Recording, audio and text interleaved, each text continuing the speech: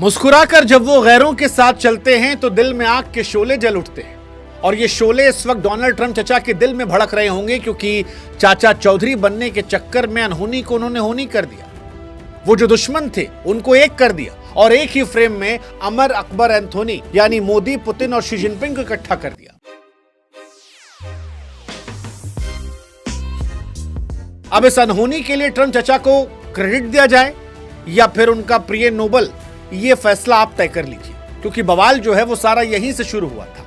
हालांकि एक चीज हम कह सकते हैं कि इस तस्वीर ने अमेरिका के मानसिक दिवालियेपन को उजागर कर दिया। फिलहाल वो पचा नहीं पा रहे, भारत आने से मना कर दिया है ट्रंप ने, लेकिन दूसरी तरफ उनके ट्रेड सलाहकार कह रहे हैं कि भैया भारत में जो ब्राह्मण है वो रूसी तेल खरीद कर मुनाफा कमा रहा है। हमको नहीं पता था कि अंबानी साहब ब्राह्मण है, आप जानते थे? पता नहीं, हो सकता है हमारे यहां किसी ने धीरज कह दिया हो कि हमारे यहां जात पात बहुत बढ़िया चलता, आप भी चलाओ, मजा आएगा, डिवाइड एंड रूल अंग्रेजों ने किया था, आप गोरे हो, आप भी कर सकते हो, पहले भी टेस्टेड एंड ट्राइड मॉडल है। हालांकि इन सब के बीच में असली पंडित जिसको मुनाफा हुआ है वो तो हमारे ये वाले पंडित हैं। इनका बड़ा मुनाफा हो रहा है। अमेरिका इनको बर्बाद करने पर तुला था, लेकिन अब दोस्त पे दोस्त मिल रहे हैं। कुल मिलाकर कहें तस्वीरें मानसिक संतुलन हिलाने वाली थी और बनता भी था, क्योंकि जो नजारा था वो फिल्मी था। हिंदी बोलने वाले मोदी जी, रूसी बोलने वाले पुतिन साहब और चीनी बोलने वाले शी जिनपिंग, तीनों जो एक दूसरे की भाषा नहीं समझते, वो एक दूसरे से ट्रांसलेटर को रखकर बीच में हंस रहे थे, मुस्कुरा रहे थे। हो सकता है थोड़ा इमोशंस दाएं बाएं निकल गया हो, क्योंकि हिंदी में यार अपनी भाषा में समझने का मजा अलग होता है। लेकिन फिर भी वो ये समझ रहे थे कि ये तस्वीर जब डोनाल्ड ट्रंप देखेंगे तो उनके सीने पर सांप लौट जाएगा।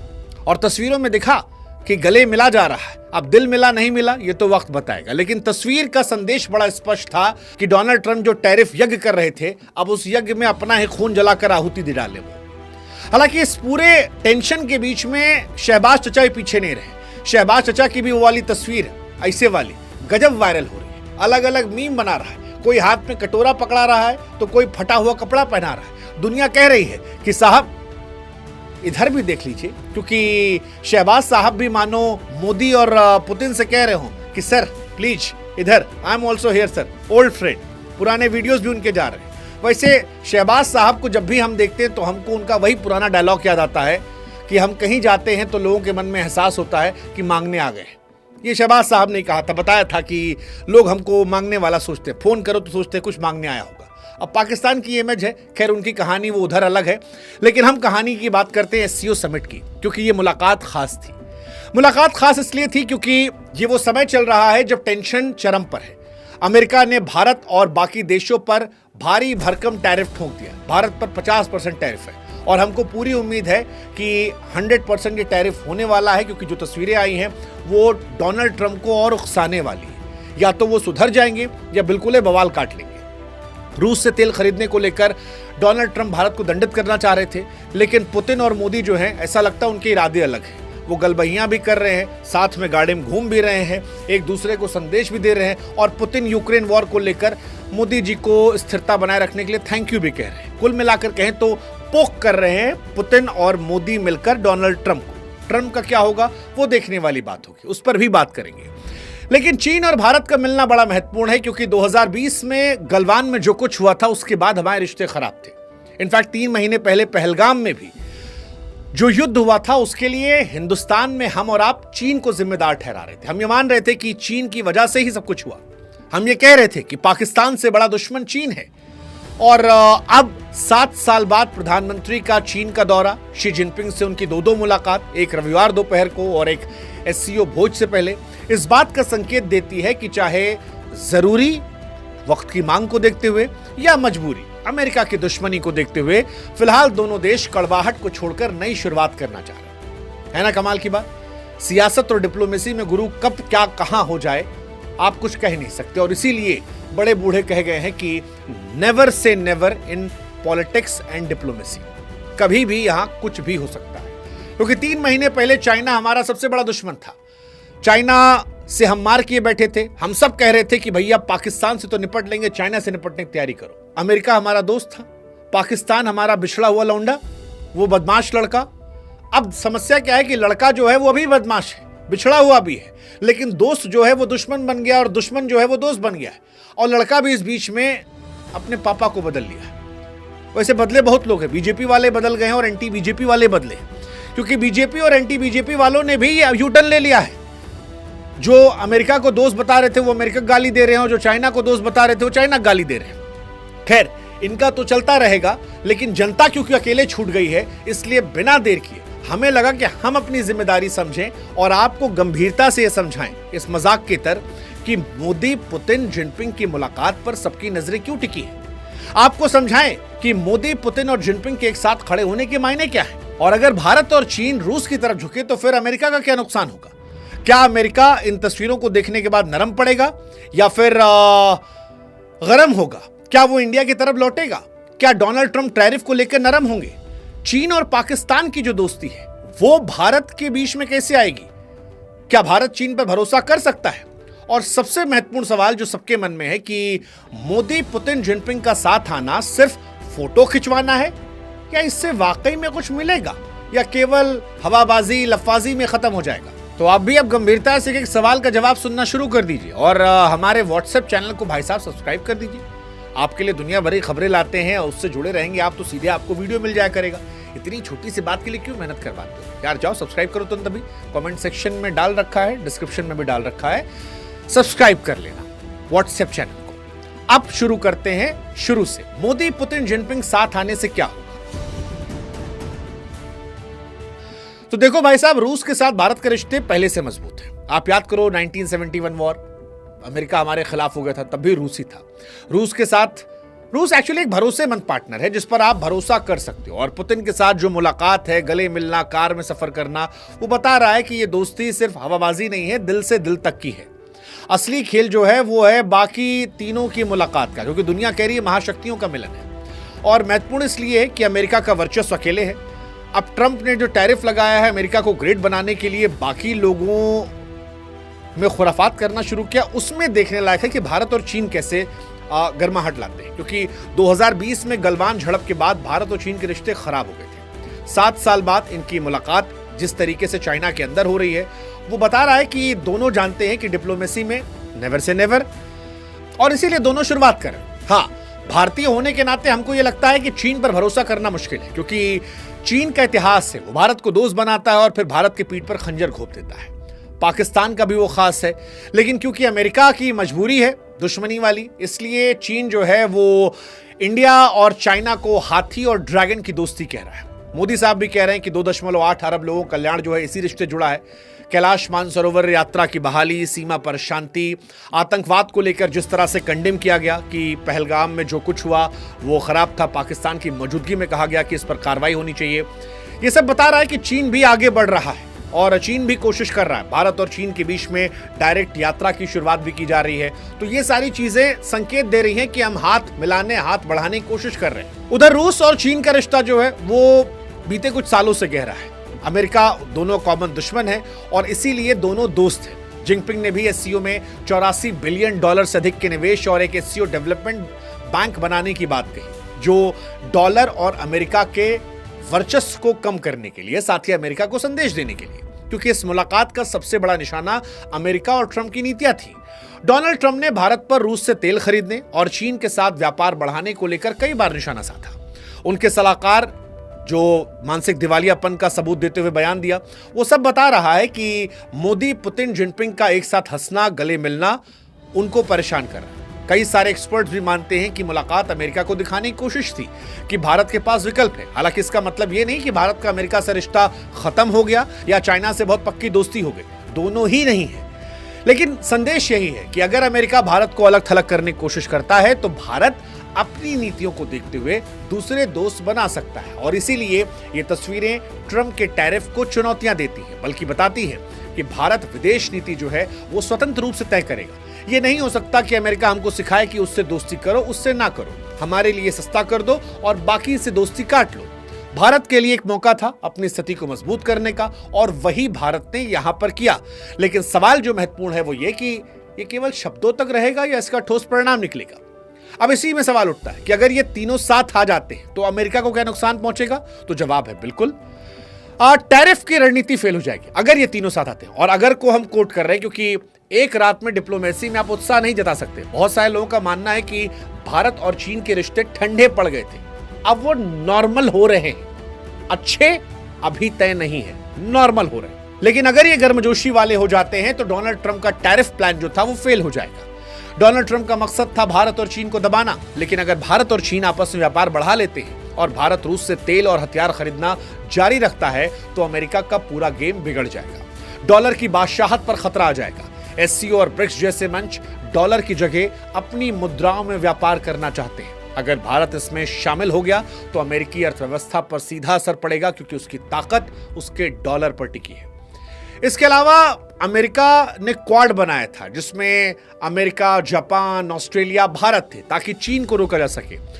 अगर भारत चीन के करीब गया तो अमेरिका की वो रणनीति भी कमजोर हो जाएगी, रूस मजबूत हो जाएगा।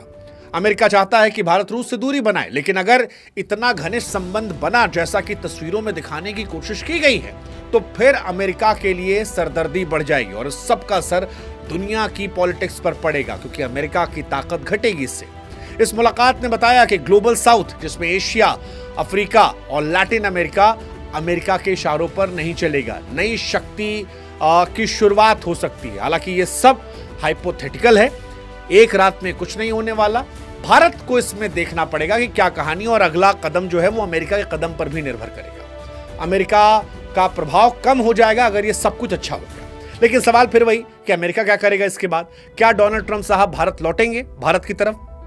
क्योंकि ट्रंप और अमेरिका बीते कुछ सालों में भारत के दोस्त रहे हैं। दोनों ने गलबहियां की हैं, दोनों एक दूसरे के साथ बड़े होना चाह रहे थे। भारत और बढ़ना था और अमेरिका सुपर पावर बने रहना चाह रहा था। लेकिन ट्रंप की आक्रामक नीति ने भारत को रूस और चीन के करीब ला दिया है। भारी भरकम टैरिफ, रूस से तेल खरीद पर दबाव और बार बार अमेरिका फर्स्ट का हवाला देकर उन्होंने इंडिया को यह एहसास कराया कि आप वॉशिंगटन पर पूरी तरह डिपेंडेंट नहीं रह सकते। हालांकि ट्रंप ये जानते हैं कि भारत न सिर्फ दुनिया का सबसे बड़ा लोकतंत्र है, बल्कि अमेरिका के लिए एक बहुत बड़ा बाजार है, रणनीतिक साझेदार है। चीन को रोकने के लिए भारत का साथ बहुत जरूरी है। और अगर भारत अमेरिका से हटकर एससीओ या ब्रिक्स जैसे मंचों पर अपनी स्थिति मजबूत करता है तो फिर अमेरिका के लिए भी मुश्किल है। ऐसे में संभव हो सकता है कि डोनाल्ड ट्रंप आने वाले दिनों में थोड़ी ढील दे दे या भारत को लुभाने के लिए नए व्यापारिक और रक्षा सौदे पेश करते। हालांकि याद रखना होगा कि इतना आसान भी नहीं है, क्योंकि उन्होंने काफी ज्यादा बोल दिया है और अमेरिका फर्स्ट करके काफी सारे स्टैंड लिए हैं। ऐसे में भारत के पास यही ऑप्शन है कि वो देखे, वेट एंड वॉच करे और अमेरिका के अगले कदम के हिसाब से अपनी दोस्ती यारी आगे बढ़ाए। अब सवाल यह कि क्या ट्रंप टैरिफ पर नरम पड़ेंगे? 50% टैरिफ। ट्रंप की टैरिफ पॉलिसी भारत और चीन दोनों के लिए बड़ी चुनौती है। अमेरिका का मकसद है इन दोनों देशों को दबाव में लाकर अपने हिसाब से व्यापार करना, लेकिन तस्वीरें बदल रही हैं। भारत और चीन आपस में व्यापार बढ़ाने की दिशा में सोच रहे हैं और अगर अपनी अपनी मुद्राओं में लेन देन को बढ़ावा हुआ तो अमेरिकी टैरिफ का असर कमजोर पड़ जाएगा और ट्रंप को मजबूरन नरमी दिखानी पड़ेगी, क्योंकि उनके देश से भी इसका विरोध शुरू हो जाएगा। वो भारत पर दबाव बनाए रखने और पूरी तरह खोने से बचाने, दोनों के बीच में संतुलन साधने की कोशिश करेंगे और यह आपको आगे आने वाले दिनों में दिखेगा, क्योंकि भारत ने स्पष्ट कर दिया है कि वो रूस के साथ तेल खरीदना बंद नहीं करेगा। चीन के साथ भी संबंधों को बढ़ाने पर गंभीरता से विचार होगा। इसका सीधा मतलब यही है कि भारत अमेरिका दबाव के आगे झुकेगा नहीं। नतीजा, ट्रंप को ही अपने आप को नए सिरे से अपडेट करना पड़ेगा। तस्वीरों से कम यही साफ हो रहा है। अब डोनाल्ड ट्रंप क्या भारत को पूरी तरह खोना चाहेंगे अपनी जिद के आगे, अमेरिका फर्स्ट? क्या वो टकराव करना चाहेंगे? ये देखने वाली बात है, ये इंटरेस्टिंग होने वाला है। ट्रंप के सामने दुविधा है, क्योंकि ट्रंप समझते हैं कि भारत को पूरी तरह खोना अमेरिका के लिए गलती होगी। संभावना है कि शायद आगे आने वाले वक्त में टैरिफ में थोड़ी ढील दे या नए सौदे पेश करे या बैकडोर से बातचीत हो। भारत, क्योंकि स्पष्ट है, भारत विदेश पॉलिसी अमेरिका के हिसाब से नहीं करेगा। लेकिन सबसे महत्वपूर्ण सवाल जो है वो ये नहीं है। सबसे महत्वपूर्ण सवाल है कि ये जो मुलाकात हुई है, ये क्या सिर्फ तस्वीर खिंचवाने के लिए है या इससे कुछ वाकई में ठोस होगा? कोई नाटो जैसा गठबंधन बनेगा या सिर्फ फोटो ऑप्टिक्स है? मोदी, पुतिन, शी जिनपिंग एक साथ तस्वीरें जब खिंचवाते हैं तो ये वर्ल्ड पॉलिटिक्स में हलचल मचा देती है, सारी दुनिया की निगाहें आती है। इसी के चलते वो ब्राह्मण वाला बयान अमेरिका ने दिया है, जो उनके मानसिक दिवालियेपन को दिखा रहा है कि कैसे उनका दिमाग थोड़ा ढीला हो गया। वो चाहते हैं कि भारत में इंटरनल लड़ाई हो जाए। लेकिन अब धीरे धीरे भारत ने यह भी स्पष्ट कर दिया है कि भारत अमेरिका पर टोटली डिपेंडेंट नहीं है। और ये बहुत स्ट्रांग चीज है। डोनाल्ड ट्रंप के लिए ये तस्वीरें जो हैं फोटो ऑप्टिक्स से ज्यादा है, क्योंकि ये उनके टैरिफ और दबाव की पॉलिटिक्स को चुनौती थी। लेकिन सवाल ये है कि क्या इससे इंडिया, चाइना, रशिया कुछ निकालेंगे? अगेन संभावनाएं बहुत कम है, जो कि मैंने पहले भी कहा कि एक रात में डिप्लोमेसी चेंज नहीं होती। चाइना ट्रस्टवर्दी नहीं है, इंडिया यह जानता है। ये तस्वीरें परेशान करने वाली अमेरिका के लिए हो सकती हैं, भारत के लिए उम्मीद देने वाली हो सकती है। इसीलिए शायद प्रधानमंत्री मोदी ने भी बार बार ट्रस्ट की बातें कही, साथ मिलकर डेवलप होने की बातें कही, और ट्रस्ट दिखाने के लिए इसीलिए शायद चीन के अंदर जब एससीओ का एक कॉमन स्टेटमेंट आया तो उसमें पहलगाम हमले को लेकर निंदा की गई, ताकि भारत को थोड़ा और ट्रस्ट में लिया जाए।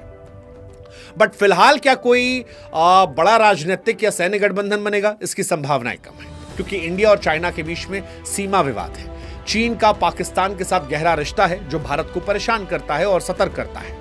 भारत अपनी विदेश नीति को ताकत बना रहा है, रणनीतिक स्वतंत्रता को छोड़ने वाला नहीं है। हाँ, अगर अमेरिका का दबाव बढ़ता है तो भारत एससीओ और ब्रिक्स जैसे मंचों पर खुलकर सक्रिय होगा। लेकिन भारत को सबसे बड़ी चुनौती चीन और पाकिस्तान की दोस्ती से मिलती है। चीन ने कई मौकों पर भारत को नीचा दिखाने की कोशिश की है, चाहे संयुक्त राष्ट्र में जैश ए मोहम्मद जैसे आतंकवादी संगठन को बचाने की कोशिश हो, या पाकिस्तान को आर्थिक और सैन्य मदद देना। पाकिस्तान और चीन न केवल ऑल वेदर फ्रेंड हैं, बल्कि China Pakistan economic corridor CPEC जैसे प्रोजेक्ट्स में उनकी अहमियत और बढ़ गई है।